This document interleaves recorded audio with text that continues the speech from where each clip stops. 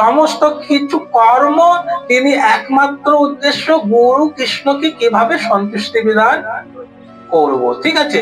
এই জন্য তিনি হচ্ছেন কর্ণের দ্বারা ভগবানের কথা শুনেন, চক্ষুর দ্বারা ভগবানকে দর্শন করেন, জিহ্বার দ্বারা ভগবানের প্রসাদ আস্বাদন করেন, এমনকি তিনি সমস্ত এই শরীরে যত কিছু অঙ্গ প্রত্যঙ্গ আছে, এই যে হাত হাত ভগবানের মন্দির মার্জন করে, পদ দ্বারা তিনি সমস্ত তীর্থ ভ্রমণ করেন। এইরকম ভাবে তিনি তার কার্যগুলো সম্পাদন করেন। এমনকি তিনি যা তা আবল তাবল কিছু খান না। তিনি কি খান? শুধুমাত্র কৃষ্ণ প্রসাদ, তাই না? তিনি কি কথা শ্রবণ করেন? যার তার পরচর্চা নিন্দা নয়। তিনি কি কথা শ্রবণ করেন? ভগবানের কথা শ্রবণ করেন। এই রকম ভাবে তার কার্যকলাপের মাধ্যম দিনে তিনি কি করেন? তিনি কৃষ্ণ ভাবনায় ভাবিত হয়ে থাকেন।